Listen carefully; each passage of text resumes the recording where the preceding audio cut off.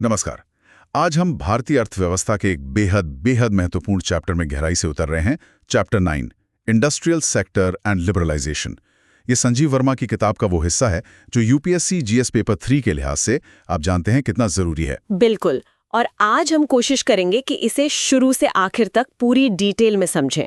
हाँ, मतलब आज़ादी के बाद से भारत की औद्योगिक यात्रा कैसी रही, पब्लिक सेक्टर क्यों बना, फिर 1991 में ऐसा क्या हुआ जिसने सब बदल दिया, और आज न्यू इंडिया का विजन क्या है, सब कुछ एकदम विस्तार से। तो कुर्सी की पेटी बांध लीजिए, ये सफर जानकारी से भरपूर होने वाला है। चलिए शुरू करते हैं सेक्शन 9.1 से, role of industry in an economy. सबसे पहले ये इंडस्ट्री होती क्या है और अर्थव्यवस्था के लिए इतनी जरूरी क्यों है? देखिए, इंडस्ट्री का मतलब सिर्फ फैक्ट्री लगाना नहीं है। ये अर्थव्यवस्था के लिए एक ग्रोथ इंजन की तरह काम करती है। ग्रोथ इंजन कैसे? ये अर्थव्यवस्था की रफ्तार बढ़ाती है, आत्मनिर्भरता देती है जिसे हम सेल्फ रिलायंस कहते हैं, रोजगार एम्प्लॉयमेंट पैदा करती है, खेती के जो उत्पाद हैं उनके लिए डिमांड मांग पैदा करती है। अच्छा। और इसका एक रिपल इफेक्ट होता है। जैसे तालाब में कंकड़ फेंको तो लहरें दूर तक जाती है ना। हाँ, बिल्कुल। जैसे जमशेदपुर, राउरकेला, भिलाई, ये शहर तो उद्योगों के आसपास ही बसे हैं। एग्जैक्टली। औद्योगिकरण यानी इंडस्ट्रियलाइजेशन का मतलब ही यही है कि उद्योगों पर फोकस करना ताकि वो अर्थव्यवस्था की जरूरतें पूरी कर सकें, खेती से जुड़ें और हाँ, रोजगार दे सकें। लेकिन संजीव वर्मा की किताब में एक मिसिंग लिंक की बात कही गई है। मतलब नीतियां बनी, फोकस भी रहा, पर मैन्युफैक्चरिंग सेक्टर उतना बड़ा खिलाड़ी नहीं बन पाया जितना बनना चाहिए था। हाँ, ये एक दिलचस्प पॉइंट है। मैन्युफैक्चरिंग सेक्टर को कृषि से जुड़ने और बड़े पैमाने पर रोजगार देने में उतनी सफलता नहीं मिली जितनी उम्मीद थी। सर्विसेज सेक्टर ज्यादा तेजी से आगे निकल गया। और यह आमतौर पे तब होता है जब मैन्युफैक्चरिंग मैच्योर हो जाए, ग्लोबली कॉम्पिटिटिव हो जाए, जो भारत में शायद पूरी तरह नहीं हुआ। सही कहा। अब इंडस्ट्री का बेसिक मतलब क्या है? कच्चे माल को, रॉ मटेरियल को तैयार माल यानी फिनिश्ड गुड में बदलना। ठीक है। और इन्हें कैटेगराइज कैसे करते हैं? कई तरीके हैं। पहला है उत्पाद के आधार पर, मतलब प्रोडक्ट्स। इसमें आते हैं बेसिक गुड्स जैसे स्टील, सीमेंट। फिर कैपिटल गुड्स, ये वो इंडस्ट्रीज हैं जो मशीनरी बनाती हैं दूसरी इंडस्ट्रीज के लिए। अच्छा, मशीन बनाने वाली मशीनें। हाँ। फिर इंटरमीडिएट गुड्स जैसे डाइज, टूल्स वगैरह। और आखिर में consumer goods, car, fridge, TV. इन्हें वाइट गुड्स इंडस्ट्री भी कहते हैं। ओके, ये हुआ प्रोडक्ट के हिसाब से। और दूसरा है स्वामित्व यानी ओनरशिप के आधार पर। सरकारी यानी पब्लिक सेक्टर, निजी या विदेशी यानी प्राइवेट सेक्टर, और सरकारी और निजी मिला के यानी joint sector. Public, private, joint. ठीक है। तीसरा, इन्वेस्टमेंट। यहाँ आंकड़े याद रखना जरूरी है।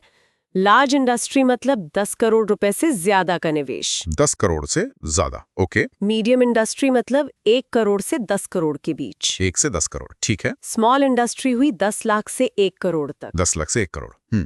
और सबसे छोटे विलेज या कॉटेज इंडस्ट्रीज, वो 10 लाख रुपए से कम निवेश वाले। ये आंकड़े ध्यान में रखने वाले हैं। Large 10 crore plus, medium 1 to 10 crore, small 10 lakh 1 crore, village 10 lakh कम। बिल्कुल। लार्ज 10 करोड़ प्लस, मीडियम 1 से 10 crore, small 10 lakh 1 crore, village cottage 10 lakh से कम। याद रहेगा। और चौथा तरीका? चौथा है पूंजी और श्रम की गहनता पर, मतलब कैपिटल और लेबर इंटेंसिटी। कैपिटल इंटेंसिव मतलब जहां ज्यादा पूंजी लगती है, कम लोग, और लेबर इंटेंसिव मतलब जहां ज्यादा लोग लगते हैं, कम पूंजी। ठीक है। तो जो देश तेजी से विकास करना चाहते हैं उन्हें किन इंडस्ट्रीज पर फोकस करना होता है? उन्हें बेसिक और कैपिटल गुड्स इंडस्ट्रीज पर ज्यादा ध्यान देना होता है। भारत ने ये यात्रा कब शुरू की? ये शुरू हुई सेकेंड 5 ईयर प्लान से, है ना? 1955-56 से 1960-61 तक। डेट्स याद रखनी है। 1955-56 से 60-61। बिल्कुल। इस मॉडल को महालनोबिस मॉडल कहते हैं। पीसी महालनोबिस एक जाने माने भारतीय वैज्ञानिक और सांख्यिकीविद के नाम पर। इसमें सरकार ने सीधे बेसिक और कैपिटल गुड्स इंडस्ट्रीज लगाईं, और ये काफी हद तक तत्कालीन सोवियत यूनियन रशियन मॉडल से प्रभावित था। तो यहीं से सवाल उठता है पब्लिक सेक्टर का। Section 9.2, public sector in India. सरकार ने ही क्यों बीड़ा उठाया? Why public sector? इसके कई कारण थे। जैसा मैंने कहा, आजादी के बाद भारत सोवियत यूनियन से काफी प्रभावित था। समाजवाद, सोशलिज्म का दौर था। सरकार की भूमिका उत्पादन में बहुत बड़ी मानी जाती थी। और पूंजीवाद कैपिटलिज्म को शोषक एक्सप्लॉयटेटिव माना जाता था। एक हद तक ये सोच थी। दूसरी और शायद ज्यादा प्रैक्टिकल बात ये थी कि आजादी के तुरंत बाद प्राइवेट सेक्टर मजबूत था ही कहा। जो थोड़े बहुत थे उनके पास न तो मैच्योरिटी थी, न इतने बड़े संसाधन, न ही जरूरी टेक्नोलॉजी। मतलब सरकारी दूसरे देशों से टेक्नोलॉजी और सपोर्ट ला सकती थी। एग्जैक्टली। और सोचिए, अगर प्राइवेट सेक्टर को जिम्मेदारी दे भी देते तो इतने बड़े पैमाने पर बेसिक और कैपिटल गुड्स इंडस्ट्री लगाने के लिए पैसा कहाँ से आता? टेक्नोलॉजी, ट्रेन्ड मैन पावर और इन भारी उद्योगों का जेस्टेशन पीरियड, मतलब निवेश करने और उत्पादन शुरू होने के बीच का समय बहुत लंबा होता है। ब्रेक इवन पॉइंट, जब प्रॉफिट आना शुरू होता है, वो भी बहुत देर से आता है। तो ये सब प्राइवेट सेक्टर के लिए डिसइंसेंटिव्स थे। वो क्यों पैसा लगाते हैं? बिल्कुल। इसलिए पब्लिक सेक्टर बनाना एक सोचा समझा डिलिब्रेट फैसला था। अब इसके उद्देश्य क्या थे, ऑब्जेक्टिव्स, ये जानना जरूरी है। हाँ, बताइए। एक एक करके। पहला, बेसिक और कैपिटल गुड्स में भारी कैपेसिटीज यानी उत्पादन क्षमता बनाना। ठीक है, कैपेसिटी बिल्डिंग। दूसरा, कोर एरियाज में आत्मनिर्भरता, सेल्फ रिलायंस हासिल करना। और आयात प्रतिस्थापन, इंपोर्ट सब्स्टिट्यूशन करना, मतलब बाहर से मंगाना कम करना। आत्मनिर्भरता और इंपोर्ट सब्स्टिट्यूशन। ओके। तीसरा, अर्थव्यवस्था में कमांडिंग हाइट्स हासिल करना, मतलब विकास का मुख्य ड्राइवर बनना। कमांडिंग हाइट्स, ठीक है। चौथा, प्रो लेबर टेक्नोलॉजी अपनाना, जिससे ज्यादा से ज्यादा रोजगार पैदा हो सके। Employment generation. पांचवा, पिछड़े और आदिवासी इलाकों में उद्योग लगाना, ताकि वो इलाके भी बाकी अर्थव्यवस्था से जोड़ें। क्षेत्रीय विकास, रीजनल डेवलपमेंट। रीजनल डेवलपमेंट बहुत जरूरी है। छठा, प्राइवेट सेक्टर के विकास में मदद करना, उन्हें कच्चा माल, मशीनरी वगैरह उपलब्ध कराना। अच्छा, प्राइवेट सेक्टर की मदद भी। ओके। सातवां, सेल्फ कंटेन्ड टाउनशिप्स बनाना, मतलब इंडस्ट्री के साथ साथ रहने की जगह, स्कूल, अस्पताल वगैरह भी बनाना। ठीक है। तो ये 8 मुख्य उद्देश्य थे पीएसयूज बनाने के पीछे। अब सवाल ये है कि क्या इन्होंने ये उद्देश्य पूरे किए? क्या पब्लिक सेक्टर ने डिलीवर किया? देखिए, मोटे तौर पर कहें तो हाँ, कोर एरियाज में कैपेसिटी बनी, हम कई चीजों में आत्मनिर्भर हुए, रोजगार मिला, प्राइवेट सेक्टर को बढ़ने में मदद मिली और पीएसयूज में ग्रोथ ड्राइवर की भूमिका निभाई। आज भारत ज्यादातर इंडस्ट्रियल गुड्स के लिए किसी पर डिपेंडेंट नहीं है और इसका बड़ा श्रेय पब्लिक सेक्टर को जाता है। लेकिन फिर दिक्कतें कहाँ आई? मुद्दे क्या थे? मुद्दे भी थे, जैसे कैपेसिटी यूटिलाइजेशन कम होना, मतलब जितनी क्षमता थी उतना उत्पादन ना होना, टेक्नोलॉजी का पुराना पड़ जाना, टाइम और कॉस्ट ओवररन्स, मतलब प्रोजेक्ट्स देर से पूरे होना और बजट से ज्यादा खर्च होना। ये तो सरकारी कामों में अक्सर सुना जाता है। और सबसे बड़ी बात, कई पीएसयूज का घाटे में चलना। अंदाजा है कि करीब 220 सेंट्रल पीएसयूज में से लगभग 1/3 1/3 घाटे में है और उनका अक्यूमुलेटेड लॉस यानी कुल घाटा बहुत ज्यादा है। ये आंकड़ा याद रखें, करीब 220 में से 1/3 लॉस मेकिंग। 1/3, ये तो बहुत ज्यादा है। लेकिन क्या हम पीएसयूज को सिर्फ घाटे के लिए दोष दे सकते हैं? आपने ही बताया कि उन्हें सामाजिक कल्याण के लिए बनाया गया था। बिल्कुल सही पॉइंट उठाया आपने। उन्हें बनाया ही गया था सोशियो वेलफेयर कंसिडरेशंस के साथ। Industrialization, self reliance, employment, backward area development, fundamentally सरकारी ओनरशिप और प्रॉफिट, ये दोनों चीजें एक साथ चलना बहुत मुश्किल है। क्यों? क्योंकि प्रॉफिट तो प्योर बिजनेस का फंक्शन है और जब सरकार मालिक होती है तो पीएसयू एक प्योर बिजनेस की तरह काम नहीं कर सकता, उसे सामाजिक जिम्मेदारियां भी निभानी पड़ती हैं। तो फिर उनकी एफिशिएंसी पर सवाल उठाना भी गलत है? टेक्निकली हाँ, एफिशिएंसी तो कंपेरेबल्स में देखी जाती है। जैसे आप पेप्सी और कोक में कंपेयर कर सकते हैं कि कौन ज्यादा एफिशिएंट है। पर ओएनजीसी, भेल, सेल जैसी पीएसयूज तो अपने समय में मोनोपोलीज थी, उन्हें किससे कंपेयर करें? नाम याद रखें, ओएनजीसी, भेल, सेल। अच्छा, मतलब उनका कोई कॉम्पिटिटर ही नहीं था। हाँ, इसका मतलब ये नहीं कि वो एफिशिएंट थी, पर उन्हें प्राइवेट सेक्टर के एफिशिएंसी के पैमाने पर मापना टेक्निकली सही नहीं है, क्योंकि प्राइवेट सेक्टर का पहला मकसद प्रॉफिट है, जबकि पीएसयूज के सोशल ऑब्जेक्टिव्स भी थे। तो पीएसयूज को उनके ओरिजिनल ऑब्जेक्टिव्स के कॉन्टेक्स्ट में देखना चाहिए, ना कि सिर्फ प्रॉफिट या एफिशिएंसी के नैरो चश्मे से। बिल्कुल, उन्हें उनके बनाए जाने के उद्देश्यों के संदर्भ में ही इवैल्यूएट करना चाहिए। ठीक है, ये पब्लिक सेक्टर की कहानी हुई। अब आते हैं सेक्शन 9.3 पर, इंडस्ट्रियल पॉलिसीज, वो भी 1991 से पहले वाली। इन पॉलिसीज ने पब्लिक और प्राइवेट सेक्टर की भूमिका कैसे तय की? ये पॉलिसीज बहुत महत्वपूर्ण थीं क्योंकि इन्होंने ही तय किया कि देश का औद्योगिक विकास किस दिशा में जाएगा, कौन सा सेक्टर क्या करेगा। ये 1948 से समय समय पर आती रहीं। इनमें सबसे अहम कौन सी थी? 2 नीतियां लैंडमार्क हैं।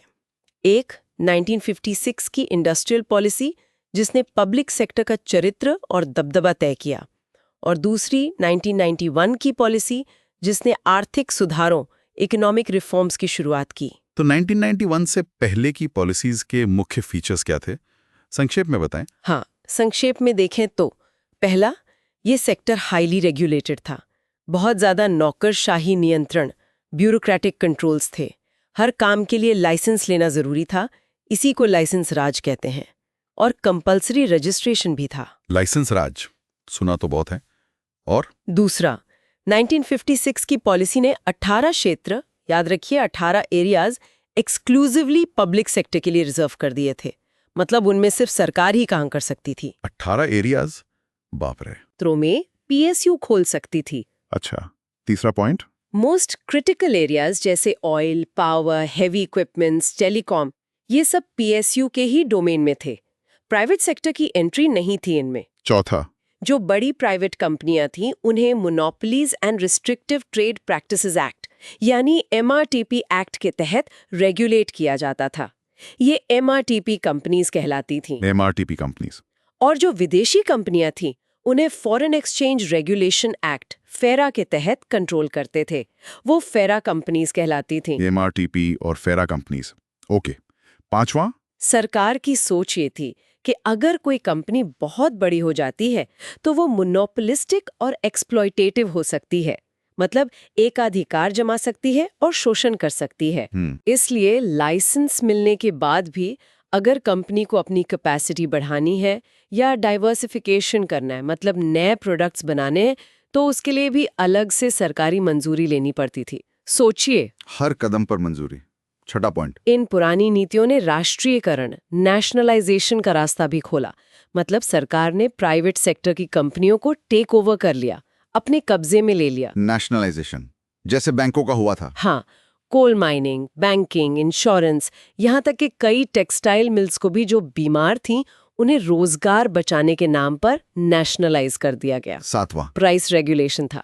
स्टील, सीमेंट जैसी बेसिक गुड्स की कीमतें सरकार तय करती थी, बाजार नहीं। और आठवां पॉइंट? हर पॉलिसी में मिक्स्ड इकोनॉमी यानी पब्लिक और प्राइवेट सेक्टर दोनों के साथ चलने की बात तो कही गई, पर हकीकत में पलड़ा हमेशा पब्लिक सेक्टर की तरफ ही भारी झुका हुआ था। तो कुल मिलाकर प्री 1991 का दौर था हाईली रेगुलेटेड, रेजिमेंटेड, PSU का दबदबा और प्राइवेट सेक्टर के लिए बहुत लिमिटेड स्पेस, वो भी भारी ब्यूरोक्रेटिक कंट्रोल के साथ।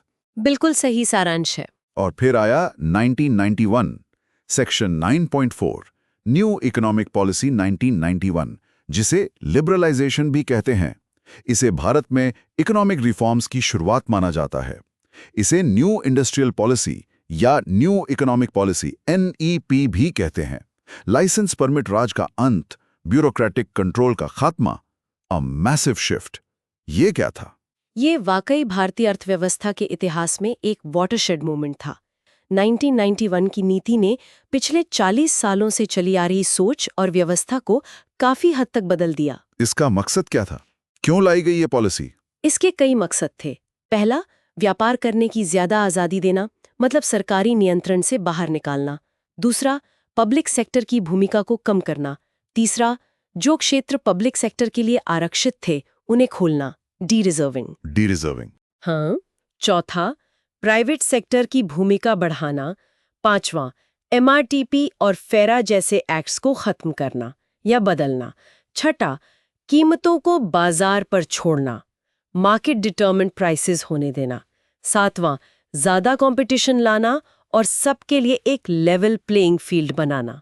और आठवां, विदेशी निवेश, फॉरेन इन्वेस्टमेंट को आकर्षित करना। काफी एम्बिशियस एजेंडा था। हाँ। इसके मुख्य पहलू क्या थे? इस पॉलिसी के 3 मुख्य पहलू थे, जैसा किताब में बताया गया है। 1, लिबरलाइजेशन, 2, पब्लिक सेक्टर रिफॉर्म्स और 3, फॉरेन इन्वेस्टमेंट, जिसे हम बाद में देखेंगे। पहले बात करते हैं लिबरलाइजेशन यानी उदारीकरण की। हाँ, उदारीकरण। हाँ, इसका क्या मतलब था? इसका सबसे बड़ा मतलब था पुराने लाइसेंसिंग और रजिस्ट्रेशन सिस्टम को खत्म करना। प्राइवेट सेक्टर को बिना लाइसेंस या रजिस्ट्रेशन के इंडस्ट्री लगाने की आज़ादी देना। डी लाइसेंसिंग इस पॉलिसी का सबसे महत्वपूर्ण पहलू था। मतलब लाइसेंस राज खत्म पूरी तरह से? पूरी तरह से नहीं, पर काफी हद तक। कुछ क्षेत्र ऐसे थे जहां लाइसेंस अभी भी जरूरी था, हालांकि वो प्राइवेट सेक्टर के लिए खोल दिए गए थे। कौन से क्षेत्र थे ये? इनमें शामिल थे फायर आर्म्स एंड एम्यूनेशन, हथियार और गोला बारूद, एक्सप्लोसिव्स, विस्फोटक, drugs and pharmaceuticals, coal mining, defence equipments, wines, cigarettes और स्पिरिट्स और हैजर्डस केमिकल्स, खतरनाक रसायन। ये लिस्ट याद रखनी चाहिए। Firearms, ammunition, explosives, drugs, pharma, coal mining, defence equipments, wines, cigarette, spirits, hazardous chemicals. Okay, और किन क्षेत्रों में प्राइवेट सेक्टर अब भी नहीं आ सकता था? 2 क्षेत्र पूरी तरह से बंद रखे गए, एटॉमिक एनर्जी और रेलवेज। एटॉमिक एनर्जी और रेलवेज, ठीक है। और पर्यावरण का क्या? जो इंडस्ट्रीज पर्यावरण को नुकसान पहुंचा सकती थीं, उन्हें लाइसेंस तो नहीं, पर ministry of environment and forest से क्लियरेंस लेना जरूरी था। अच्छा, और प्राइवेट कंपनियों पर जो कैपेसिटी एक्सपेंशन और डाइवर्सिफिकेशन पर रोक थी, उसका क्या हुआ? वाओ, ये तो बिल्कुल यू टर्न था पुरानी पॉलिसी से। ऐसा क्यों किया सरकार ने? क्या सोच थी इसके पीछे? सरकार ने ये माना कि अब प्राइवेट सेक्टर मैच्योर हो गया है। इतने सालों के रेगुलेशंस के बावजूद वो टिका रहा। उसने अपनी क्षमता दिखाई, अब वो ज्यादा जिम्मेदारी उठा सकता है। दूसरा, इकोनॉमिक सिनेरियो बदल रहा था। दुनिया भर में एफिशिएंसी, प्रोडक्टिविटी, प्रॉफिटेबिलिटी पर फोकस बढ़ रहा था। भारत को भी कॉम्पिटिटिव बनना था। और सरकार की भूमिका? सरकार ने ये भी माना कि प्रोडक्शन करना और गवर्नेंस करना ये 2 अलग-अलग काम हैं। अब समय आ गया था कि इंक्रीमेंटल इन्वेस्टमेंट और ग्रोथ की जिम्मेदारी प्राइवेट सेक्टर को दी जाए, ताकि सरकार सोशल इश्यूज और गवर्नेंस पर ज्यादा फोकस कर सके। तो ये मिक्स्ड इकोनॉमी के ऑब्जेक्टिव को सही मायने में स्वीकार करना था, नॉलेज करना था। ठीक है, ये हुआ लिबरलाइजेशन वाला पहलू। अब दूसरा पहलू, पब्लिक सेक्टर रिफॉर्म्स। इसमें क्या बदलाव है? हाँ, इसको लेकर काफी गलतफहमी हुई कि शायद पीएसयू के पर काट दिए गए, पर असल में प्राइवेट सेक्टर की भूमिका बढ़ाई गई, ना कि पीएसयू को खत्म किया गया। क्या क्या कदम उठाए गए? पहला, जो रिजर्व्ड एरियाज थे पब्लिक सेक्टर के लिए, उनकी संख्या 18 से घटाकर सिर्फ 5 कर दी गई। याद रखें, 18 से घटाकर 5, और बाद में इनमें से भी कुछ और खोल दिए गए, सिवाय एटॉमिक एनर्जी, रेलवेज और कुछ लाइसेंस वाले क्षेत्रों के। 18 से 5? हाँ, ये बड़ा कदम था। और दूसरा, ये फैसला हुआ कि अब कोई नया पीएसयू नहीं बनाया जाएगा। जो मौजूदा कंपनियां हैं, उनमें इन्वेस्टमेंट उनके इंटरनल अक्रूवल से ही होगा, मतलब वो जो खुद कमाएंगी उसी से। बजट से नया पैसा नहीं मिलेगा। अच्छा, सिवाय लॉस मेकिंग यूनिट्स के। हाँ, जो लॉस मेकिंग या स्ट्रेस्ड यूनिट्स थी, उनके रिवाइवल के लिए शायद बजट सपोर्ट मिल सकता था, पर आमतौर पर नहीं। तीसरा, पीएसयूज में प्रोफेशनलिज्म पर जोर दिया गया। बोर्ड ऑफ डायरेक्टर्स में सिर्फ प्रोफेशनल्स को रखने की बात हुई। सीईओज को उनके परफॉर्मेंस के लिए अकाउंटेबल बनाया गया। अकाउंटेबिलिटी बहुत जरूरी।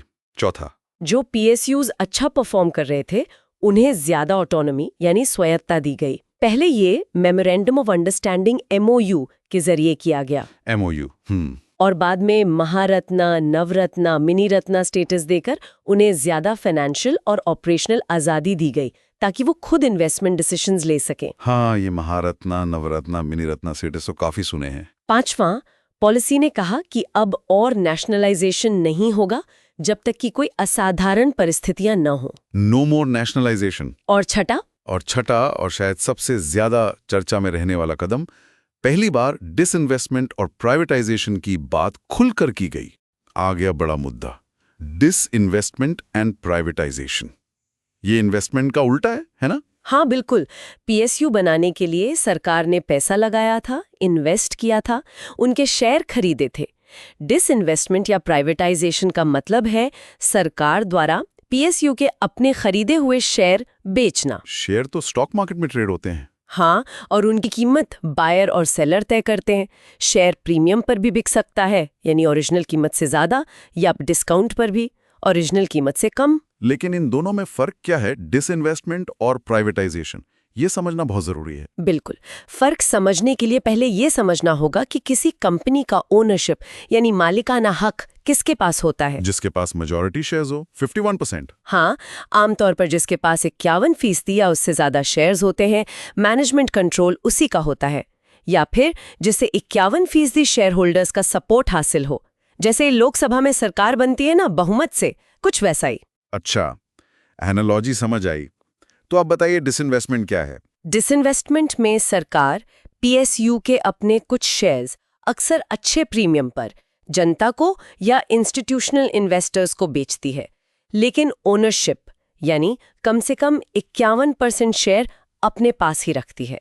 मैनेजमेंट कंट्रोल सरकार के पास ही रहता है। तो इसका उद्देश्य क्या होता है? इसका मुख्य उद्देश्य होता है सरकार के लिए संसाधन जुटाना, रेज रिसोर्सेज, और साथ ही जनता को पीएसयू की ओनरशिप में भागीदार बनाना। ठीक है, रिसोर्स जनरेशन और पब्लिक पार्टिसिपेशन, पर ओनरशिप सरकार की। और प्राइवेटाइजेशन में सरकार पीएसयू के 51% या उससे ज्यादा शेयर किसी एक प्राइवेट कंपनी या ग्रुप को बेच देती है, या कभी-कभी 51% से कम शेयर बेचती है, लेकिन साथ में मैनेजमेंट कंट्रोल भी ट्रांसफर कर देती है। मतलब कंपनी को चलाने की जिम्मेदारी प्राइवेट हाथों में चली जाती है। तो यहाँ सिर्फ शेयर बेचना नहीं, मैनेजमेंट बदलना मुख्य उद्देश्य है। हाँ, प्राइवेटाइजेशन का उद्देश्य सिर्फ संसाधन जुटाना नहीं, बल्कि मैनेजमेंट बदलकर कंपनी को ज्यादा एफिशिएंट और कम्पिटिटिव बनाना होता है। ये शेयर होल्डिंग और ओनरशिप का कॉन्सेप्ट बहुत क्रूशियल है। बिल्कुल। इसके उदाहरण क्या थे? जैसे बाल्को, भारत एल्यूमिनियम कंपनी को वेदांता ग्रुप को बेचा गया, वीएसएनएल विदेश संचार निगम लिमिटेड को टाटास को, IPCL Indian petrochemicals corporation limited को रिलायंस को, मॉडर्न फूड्स को यूनिलीवर को, और मारुति उद्योग लिमिटेड में सरकार ने अपना हिस्सा धीरे धीरे सुजुकी को बेचा। ये नाम याद रखने चाहिए, बाल्को, वीएसएनएल, आईपीसीएल, मॉडर्न फूड्स, मारुति। हाँ, ये नाम सुने हैं और इन पर काफी कंट्रोवर्सी भी हुई थी। हाँ, काफी विवाद हुआ था। कुछ लोगों ने जरूरत पर सवाल उठाए, कुछ ने वैल्यूएशन पर, मतलब जिस कीमत पर बेचा गया उस पर। तो प्राइवेटाइजेशन का फैसला सरकार ने क्यों लिया? क्या कारण बताए गए? Y privatise? पॉलिसी मेकर्स का मानना था कि ये एक मैच्योर फैसला था, जिसके पीछे कई कारण थे। जैसे कि पहला, पीएसयूज ने अपना शुरुआती काम यानी कैपेसिटी बनाना, आत्मनिर्भरता लाना, ये सब काफी हद तक कर दिया था। अब जरूरत थी हायर कैपेबिलिटीज की, प्रोडक्टिविटी, एफिशिएंसी, प्रॉफिटेबिलिटी बढ़ाने की। अच्छा, दूसरा, लिबरलाइजेशन के बाद कंपटीशन बहुत बढ़ गया था। अब पीएसयूज को भी प्योर बिजनेसेस की तरह चलना था, और ये माना गया कि ये प्राइवेट सेक्टर के मैनेजमेंट में ही ज्यादा संभव है। तीसरा, सरकार का काम हमेशा के लिए प्रोड्यूसर बने रहना नहीं है, खासकर उन क्षेत्रों में जहां प्राइवेट सेक्टर सक्षम है।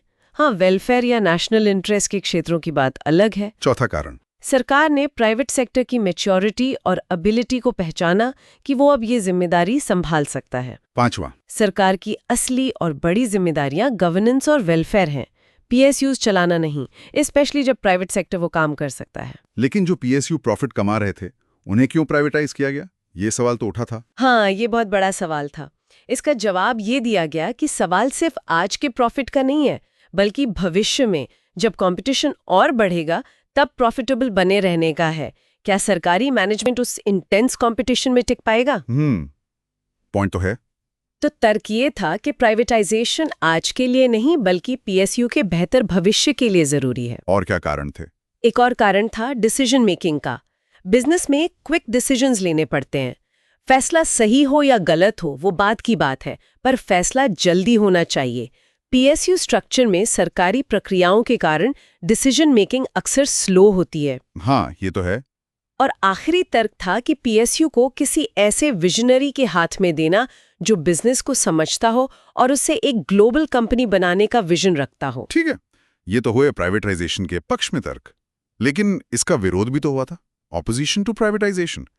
क्यों हुआ विरोध? विरोध के भी कई कारण थे। पहला डर तो यही था कि सरकारी मोनोपोली की जगह प्राइवेट मोनोपोली ले लेगी और प्राइवेट कंपनियां ज्यादा शोषण करेंगी। इसका सरकार का क्या जवाब था? सरकार का कहना था कि जो नेचुरल मोनोपोलीज वाले पीएसयूज हैं, उन्हें प्राइवेटाइज नहीं किया जाएगा।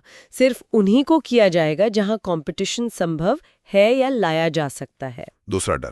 दूसरा बड़ा डर था नौकरियों का। आशंका थी कि प्राइवेट मालिक आते ही कॉस्ट कटिंग के नाम पर बहुत से वर्कर्स की नौकरी निकाल देंगे, जिससे बेरोजगारी बढ़ेगी। इसका क्या जवाब था? जवाब ये दिया गया कि पीएसयू के वर्कर्स आमतौर पे स्किल्ड होते हैं। कोई भी नया मालिक अपने स्किल्ड वर्कफोर्स को खोना नहीं चाहेगा, उन्हें रीट्रेन करके रीडिप्लॉय किया जाएगा। तीसरा डर था कि डिसइन्वेस्टमेंट या प्राइवेटाइजेशन से जो पैसा मिलेगा, सरकार उसे अपने बजटरी डेफिसिट यानी बजट के घाटे को पूरा करने में खर्च कर देगी। वो पैसा जनता के भले के लिए या नए सोशल एसेट्स बनाने में इस्तेमाल नहीं होगा। ये तो जायज चिंता लगती है। इसका क्या समाधान निकाला गया? इसके लिए सरकार ने नेशनल इन्वेस्टमेंट फंड बनाया। तय हुआ कि डिसइन्वेस्टमेंट से मिलने वाला पैसा इस फंड में जाएगा। फंड का कॉर्पस यानी मूलधन इस्तेमाल नहीं होगा, सिर्फ उसके रिटर्न यानी उस पैसे से होने वाली कमाई का इस्तेमाल होगा। कमाई का इस्तेमाल कैसे होगा? कमाई का 75% हिस्सा सोशल सेक्टर स्कीम्स जैसे शिक्षा, स्वास्थ्य में या सोशल एसेट्स बनाने में लगेगा। बाकी 15% हिस्सा घाटे में चल रहे या बीमार पीएसयूज के रिवाइवल या एक्सपेंशन में लगाया जाएगा। ये एनआईएफ का स्ट्रक्चर और उसके नियम याद रखने जरूरी हैं। हाँ, NIF 75% social sector, 25% PSU revival. और इसके फंड मैनेजर्स कौन थे? शुरू में 3 थे, UTI mutual fund, State Bank of India SBI और Life Insurance Corporation of India LIC. Okay, पर क्या सरकार इस टेम्पटेशन को रोक पाई कि वो पैसा इस्तेमाल न करे, खासकर जब फिस्कल डेफिसिट इतना ज्यादा था? ये मुश्किल था।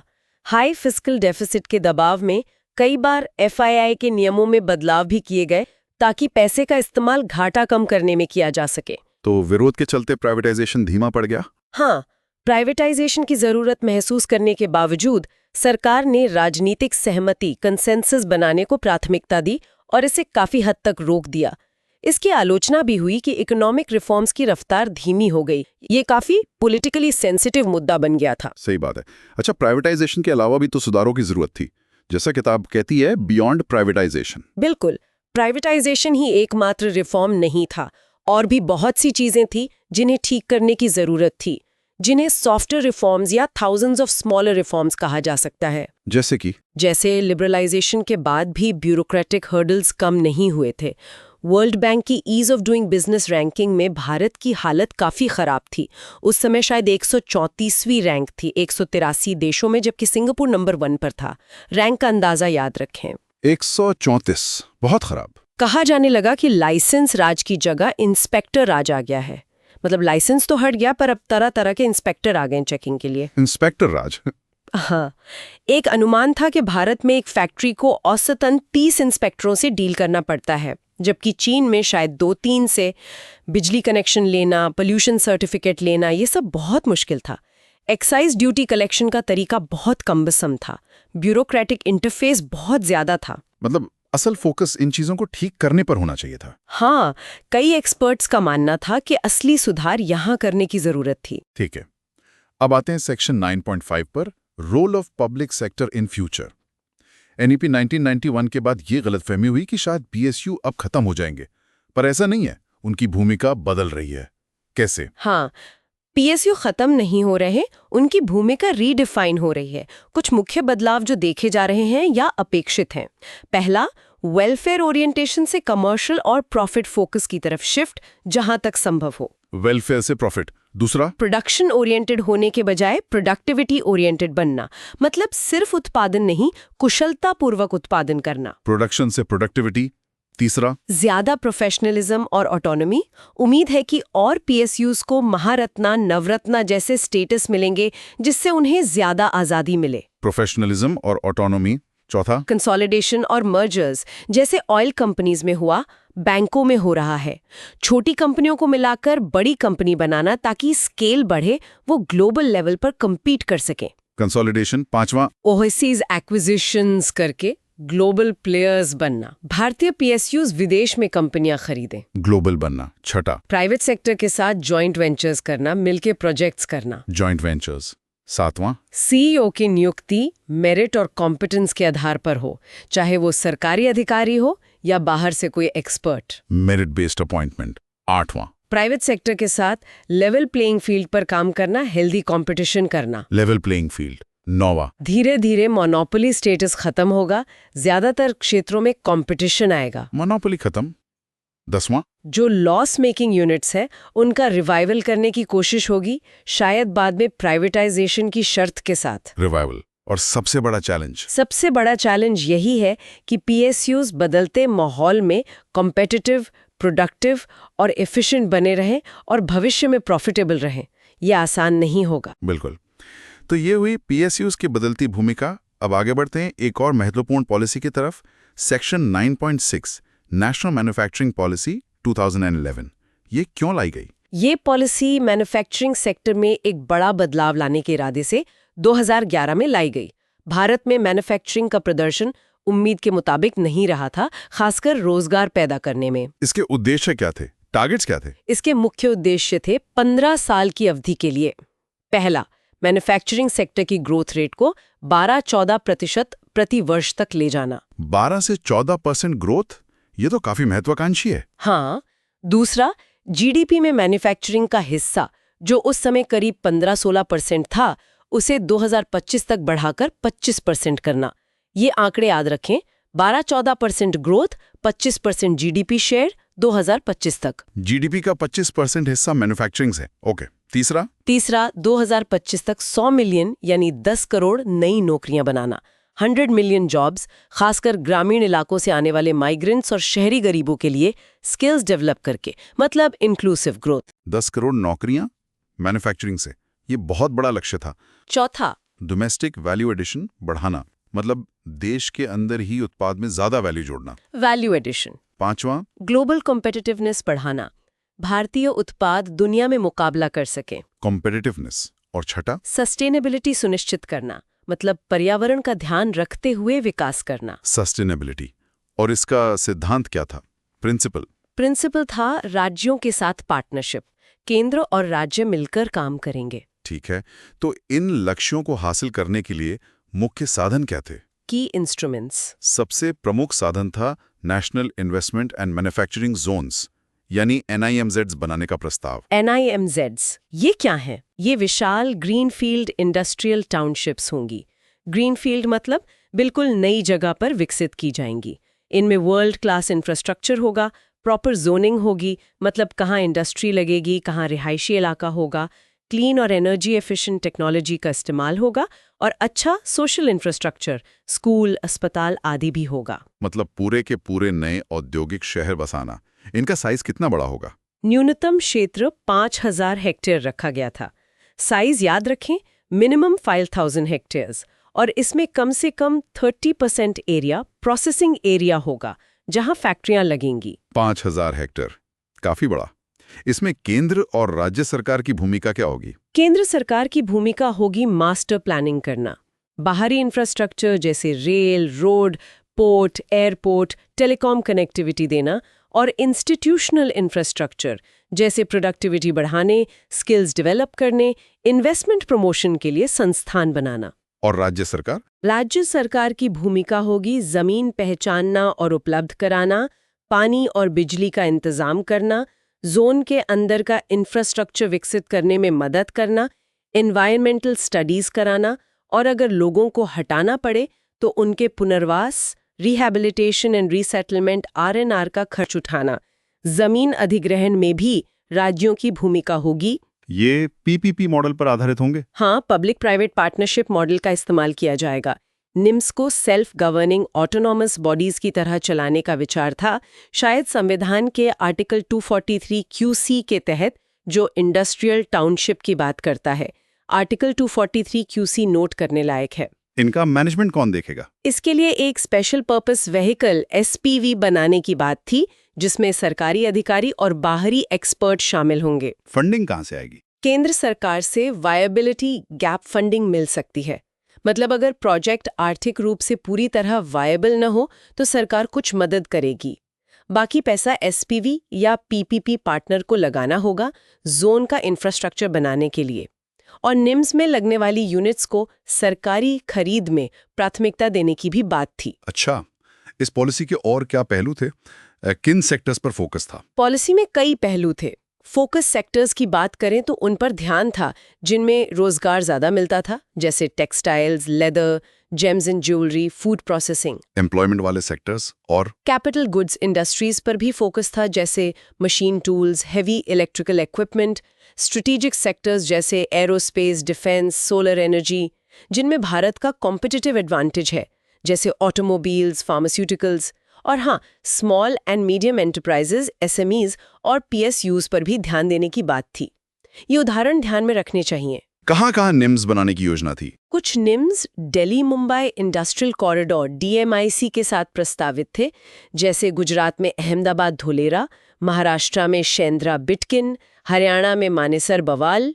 और डीएमआईसी के बाहर भी करीब 14 लोकेशन आइडेंटिफाई की गई थीं, जैसे नागपुर महाराष्ट्र, तुमकुर कर्नाटका, चित्तूर आंध्र प्रदेश। कुछ प्रमुख लोकेशन याद रखना ठीक रहेगा। इस पॉलिसी में रेगुलेटरी सिंप्लीफिकेशन की भी बात थी। हाँ, नियमों को सरल बनाने पर काफी जोर था, जैसे सभी तरह की क्लियरेंस के लिए टाइमलाइंस तय करना, कुछ लेबर और एनवायरनमेंट कानूनों से छूट देना शर्तों के साथ, इंस्पेक्शन सिस्टम को कोऑपरेटिव बनाना, ना कि परेशान करने वाला, web enabled single window clearance system बनाना, फॉर्म्स और रजिस्टर्स की संख्या कम करना। निम्स के अंदर तो सिंगल विंडो क्लियरेंस की ही बात थी। टेक्नोलॉजी के लिए क्या प्रावधान थे? टेक्नोलॉजी एक्विजिशन और डेवलपमेंट पर भी फोकस था। मौजूदा सरकारी योजनाओं का लाभ उठाने के साथ साथ नए तरीके अपनाने की बात थी। खासकर ग्रीन टेक्नोलॉजी के लिए एक technology acquisition and development fund बनाने का प्रस्ताव था, जो पेटेंट पूल बनाने और टेक्नोलॉजी लाइसेंसिंग में मदद करेगा। इंडस्ट्रीज को कुछ इंसेंटिव्स भी देने की बात थी। हाँ, कई तरह के इंसेंटिव्स थे, जैसे अगर कोई अपनी पुरानी फैक्ट्री बेचकर NIMZ में नई लगाता है तो उसे ट्रांसफर ऑफ एसेट्स पर कैपिटल गेन्स टैक्स में राहत, ग्रीन टेक्नोलॉजी अपनाने पर ब्याज में छूट या सब्सिडी, एनर्जी ऑडिट के लिए grant, zero liquid discharge plant लगाने पर सब्सिडी, पानी के इस्तेमाल पर लगने वाले सेस में छूट, ग्रीन बिल्डिंग बनाने पर इंसेंटिव। टेक्नोलॉजी डेवलपमेंट के लिए भी कुछ था? हाँ, एसएमईज को पेटेंट पूल एक्सेस करने या टेक्नोलॉजी खरीदने के खर्च की वापसी, रीइंबर्समेंट का प्रावधान था। एसएमईज के लिए और क्या खास फायदे थे? कैपिटल गेन्स टैक्स में राहत, वेंचर कैपिटलिस्ट्स वीसीज के लिए टैक्स पास थ्रू, बैंक और बीमा कंपनियों के लिए वीसीज में निवेश करने के लिए आरबीआई IRDA के नियमों में ढील देना, एसएमईज को प्रायोरिटी सेक्टर लेंडिंग में शामिल करना, एसएमईज के लिए अलग स्टॉक एक्सचेंज बनाना, उनके स्टैट्यूटरी ड्यूज जैसे PF ESI जमा करने के लिए एक सर्विस एंटिटी बनाना। सरकारी खरीद में भी कुछ था? हाँ, कुछ सेक्टर्स में सरकारी खरीद के लिए लोकल वैल्यू एडिशन की शर्त लगाने की बात थी, ताकि डोमेस्टिक मैन्युफैक्चरिंग को बढ़ावा मिले। स्किल डेवलपमेंट का क्या? 10 करोड़ नौकरियां बनानी थी तो स्किल तो चाहिए। बिल्कुल, इंडस्ट्रियल ट्रेनिंग और स्किल अपग्रेडेशन पर बहुत जोर था। ITIs को PPP मोड में अपग्रेड करना, नए पॉलिटेक्निक्स खोलना और हर NINZ में इंस्ट्रक्टर ट्रेनिंग सेंटर्स बनाना। और अगर कोई यूनिट बंद होती है तो एग्जिट मैकेनिज्म? उसके लिए भी सोचा गया था। एक जॉब लॉस पॉलिसी बनाने या एक सिंकिंग फंड बनाने की बात थी, ताकि वर्कर्स को दिक्कत ना हो। ये सारे पॉइंट्स विस्तार से कवर हो गए। हाँ, ये NMP 2011 काफी विस्तृत पॉलिसी थी। अब आते हैं सेक्शन 9.7 पर, emerging role of private sector. 1991 की पॉलिसी ने प्राइवेट सेक्टर की मैच्योरिटी को स्वीकारा। उसके बाद से इसका रोल कैसे उभरा है, फ्यूचर ट्रेंड्स क्या देखते हैं? हाँ, 1991 के बाद प्राइवेट सेक्टर की भूमिका निश्चित रूप से बहुत बढ़ी है और क्रिस्टलाइज हुई है। कुछ मुख्य ट्रेंड्स जो दिख रहे हैं। पहला, अब इन्वेस्टमेंट, डाइवर्सिफिकेशन और इंडस्ट्रियल ग्रोथ की बड़ी जिम्मेदारी प्राइवेट सेक्टर पर है। दूसरा, अब प्राइवेट सेक्टर की मौजूदगी कोर एरियाज में भी बढ़ रही है, जहां पहले सिर्फ PSUs थे। इससे PSUs को कंपटीशन मिल रहा है और उनकी मोनोपोली खत्म हो रही है। तीसरा, सरकार से ज्यादा सम्मान मिल रहा है। अब प्राइवेट सेक्टर को कॉर्पोरेट सेक्टर कहा जाता है और पॉलिसी बनाने में उनकी राय ली जाती है। चौथा, बिजनेसेस की जगह प्रोफेशनलिज्म ले रहा है। कंपनियां अब पेशेवर लोगों द्वारा चलाई जा रही हैं। पांचवा, ओनरशिप और मैनेजमेंट अलग अलग हो रहे हैं। जैसे टाटा ग्रुप में टाटा सन्स एक होल्डिंग कंपनी है जो ओनरशिप देखती है और अलग अलग कंपनियां प्रोफेशनल मैनेजर्स चलाते हैं। ये टाटा सन्स का उदाहरण अच्छा है। छठा, ग्लोबल एक्विजिशंस, भारतीय प्राइवेट कंपनियां अब विदेशों में भी कंपनियां खरीद रही हैं। ये ट्रेंड और बढ़ेगा। 7वां। Public private partnership PPP model का इस्तेमाल बढ़ रहा है, खासकर इंफ्रास्ट्रक्चर प्रोजेक्ट्स में। 8वां। कॉर्पोरेट गवर्नेंस पर जोर बढ़ा है, मतलब कंपनियों के कामकाज में ट्रांसपेरेंसी लाना, शेयर होल्डर वैल्यू का ध्यान रखना, बोर्ड में इंडिपेंडेंट डायरेक्टर्स रखना। सेबी के नियम के अनुसार लिस्टेड कंपनियों में कम से कम 1/3 डायरेक्टर इंडिपेंडेंट होने चाहिए। ये 1/3 वाला नियम याद रखें। कॉर्पोरेट गवर्नेंस, हाँ, ये सत्यम फ्रॉड के बाद और भी महत्वपूर्ण हो गया। 9वां। कॉर्पोरेट सोशल रिस्पॉन्सिबिलिटी, यानी कंपनियों की समाज के प्रति नैतिक जिम्मेदारी। अब तो ये कानूनन अनिवार्य भी है। हाँ, CSR मैंडेटरी हो गया है। क्या नियम है? जिन कंपनियों का नेटवर्थ 500 करोड़ रुपए या ज्यादा, या टर्नओवर 1000 करोड़ या ज्यादा, या नेट प्रॉफिट 5 करोड़ या ज्यादा है, उन्हें अपने पिछले 3 साल के एवरेज नेट प्रॉफिट का कम से कम 2% CSR एक्टिविटीज पर खर्च करना होगा। ये थ्रेशोल्ड और 2% का नियम महत्वपूर्ण है। 2% पिछले 3 साल के एवरेज नेट प्रॉफिट का। ओके। 10वां ट्रेंड। फिलैंथ्रोपी, मतलब दान पुण्य। बड़ी कंपनियां अब चैरिटेबल ट्रस्ट्स चला रही हैं, अस्पताल खोल रही हैं। और 11वां। सही मायने में मिक्स्ड इकोनॉमी का उभरना, जहां पब्लिक और प्राइवेट सेक्टर्स साथ साथ काम कर रहे हैं और एक दूसरे के पूरक बन रहे हैं। तो सरकार से क्या अपेक्षा है और प्राइवेट सेक्टर के लिए क्या चैलेंज है? सरकार से अपेक्षा है कि वो डायरेक्ट प्रोवाइडर की भूमिका से हटकर इनेबलर बने, मतलब परमिट रादर देन प्रिवेंट, रास्ता दिखाने वाला न कि रोकने वाला। और प्राइवेट सेक्टर के लिए चैलेंज है कि वो इस बढ़ी हुई जिम्मेदारी को निभाए, न सिर्फ बिजनेस के लिहाज से बल्कि नैतिकता और सामाजिक जिम्मेदारी के साथ भी। बिल्कुल। अब एक और अहम मुद्दे पर आते हैं, एग्जिट पॉलिसी। कहा जाता है कि absence of an exit policy is a cog in the wheels of liberalization. ये एग्जिट पॉलिसी क्या है और क्यों जरूरी है? देखिए, लिबरलाइजेशन ने बिजनेस शुरू करना यानी एंट्री तो आसान कर दी, पर बिजनेस हमेशा सफल नहीं होते। कभी कभी वो फेल हो जाते हैं या उन्हें अपना बिजनेस बदलना पड़ता है, रीओरिएंट करना पड़ता है। इसके लिए बिजनेस से बाहर निकलना या उसे रीस्ट्रक्चर करना भी आसान होना चाहिए। इसी को एग्जिट पॉलिसी कहते हैं। तो ये कंपनियों को अपना बिजनेस बंद करने या रीस्ट्रक्चर करने में मदद करती है? साथ और जल्दी। अभी भारत में ये प्रक्रिया बहुत मुश्किल और लंबी है। कई अलग अलग बॉडीज, कानून इसमें शामिल हैं और सालों लग जाते हैं। इसका समाधान क्या सोचा गया है? समाधान के तौर पर national company law tribunal NCLT बनाया गया है। ये एक वन स्टॉप शॉप होगा सिक कंपनीज के रिवाइवल या क्लोजर के लिए। टारगेट रखा गया है कि ये काम 24 महीने यानी 2 साल में पूरा हो जाए। ये 24 महीने का टाइम फ्रेम याद रखें। हालांकि ये अभी पूरी तरह से ऑपरेशनली उतना सक्षम नहीं हो पाया है। लेकिन एग्जिट पॉलिसी का सबसे पेचीदा मुद्दा तो लेबर का है ना? बिल्कुल।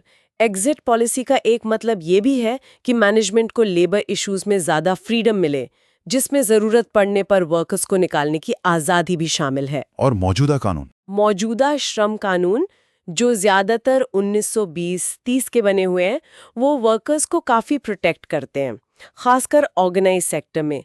बड़ी कंपनियों के लिए वर्कर्स को निकालना बहुत मुश्किल है। मैनेजमेंट को हमेशा हड़ताल वगैरह का डर रहता है। इसका नतीजा क्या होता है? नतीजा होता है कॉम्प्लेसेंसी, मतलब वर्कर्स में ढीलापन आ जाता है। नॉन प्रोडक्टिव वर्कर्स भी बने रहते हैं। सैलरी और आउटपुट में मिसमैच होता है। लेकिन आज के कॉम्पिटिटिव माहौल में प्रोडक्टिविटी बहुत जरूरी है। तो लेबर रिफॉर्म्स की बहस यहीं से शुरू होती है? हाँ, लेबर रिफॉर्म्स की बहस बहुत पुरानी और जटिल है। कुछ तर्क दिए जाते हैं।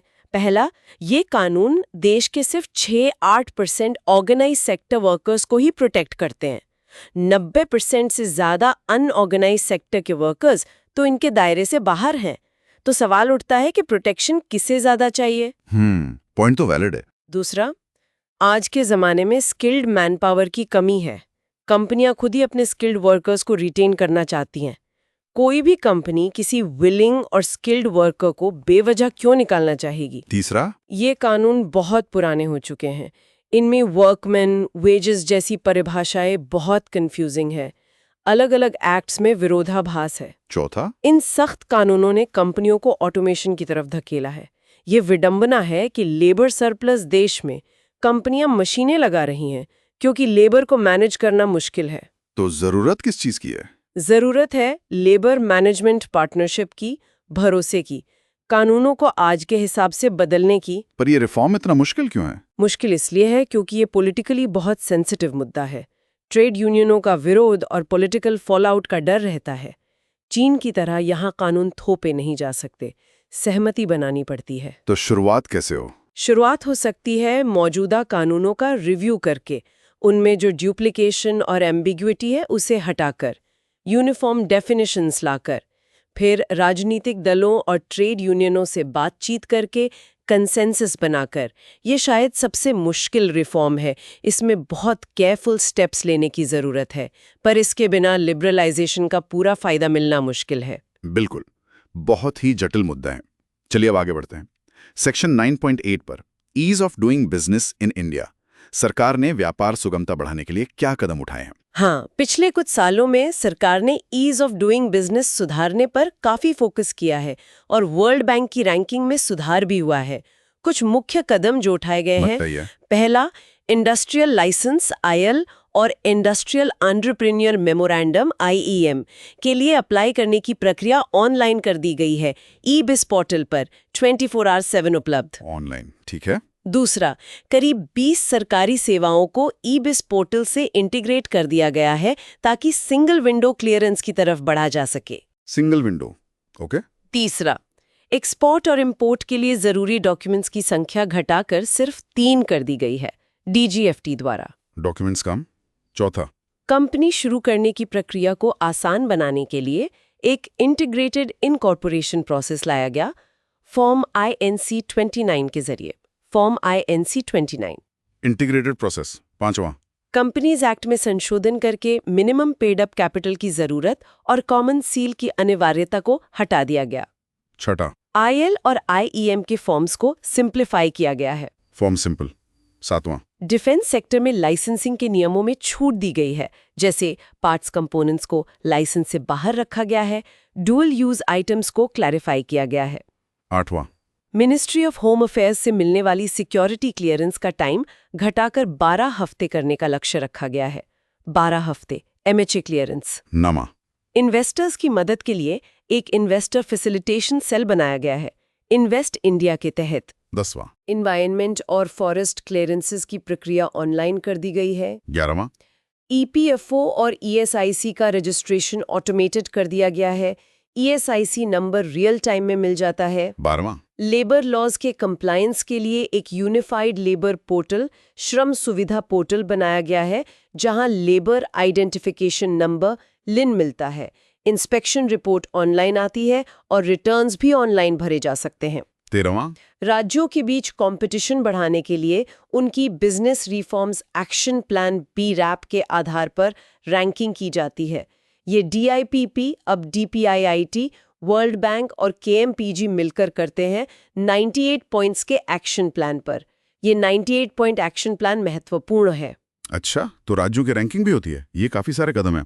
अब आते हैं आखिरी सेक्शन पर, section 9.9, vision of a new India. सरकार का नया विजन क्या है अर्थव्यवस्था को लेकर? सरकार का एक बड़ा लक्ष्य है भारत को 2024-25 तक $5 ट्रिलियन की इकोनॉमी बनाना। ये $5 ट्रिलियन का टारगेट याद रखें। 5 ट्रिलियन इकोनॉमी। इसके लिए सेक्टोरल टारगेट्स क्या हैं? लक्ष्य रखा गया है कि इसमें सर्विसेज सेक्टर का योगदान $3 ट्रिलियन हो, मैन्युफैक्चरिंग का $1 ट्रिलियन और एग्रीकल्चर का भी $1 ट्रिलियन हो। ये sectoral targets 3T services, 1T manufacturing, 1T agriculture भी नोट करने लायक हैं। इस विजन को हासिल करने के लिए मुख्य पहलें क्या हैं? की इनिशिएटिव्स। कई सारी पहलें चल रही हैं, कुछ मुख्य हैं। पहला, 12 चैंपियन सर्विसेज सेक्टर्स की पहचान की गई है, जिन पर खास फोकस है, जैसे IT and ITS, tourism and hospitality, logistics, financial services, education वगैरह। दूसरा, एग्रीकल्चर एक्सपोर्ट पॉलिसी 2018 लाई गई, जिसका लक्ष्य था कृषि निर्यात को 2022 तक $60 बिलियन तक पहुंचाना। 60 बिलियन एक्सपोर्ट टारगेट 2022। तीसरा, व्यापार बढ़ाने के लिए प्रमोशन ऑफ ट्रेड के तहत 15 देशों में ट्रेड प्रमोशन ऑर्गेनाइजेशंस TPOs बनाने की योजना है। चौथा, डाइवर्सिफिकेशन ऑफ एक्सपोर्ट्स, मतलब नए बाजारों और नए प्रोडक्ट्स पर फोकस करना। फ्री ट्रेड अग्रीमेंट्स का बेहतर इस्तेमाल करना। पांचवा, trade infrastructure for export scheme, इसके तहत एक्सपोर्ट के लिए ज़रूरी इंफ्रास्ट्रक्चर प्रोजेक्ट्स जैसे border haats, labs, cold chains बनाने में मदद दी जाती है। छठा, ease of doing business for exporters, DGFT ने इसके लिए कई कदम उठाए हैं, जैसे IT सिस्टम अपग्रेड करना, online grievance redressal, online application, online shipping bill देखना, खुद से IEC import export code generate करना, online MEIS merchandise exports from India scheme approval देना। सातवां, रैंकिंग ऑफ स्टेट्स BRAP, जिसकी बात हमने अभी की, राज्यों में सुधार लाने के लिए ये हर साल किया जाता है। आठवां, डिस्ट्रिक्ट लेवल डेवलपमेंट, अब सुधारों को जिला स्तर तक ले जाने की योजना है। नौवां, मेक इन इंडिया 2014 में लॉन्च, इसका मकसद भारत को एक ग्लोबल मैन्युफैक्चरिंग हब बनाना है।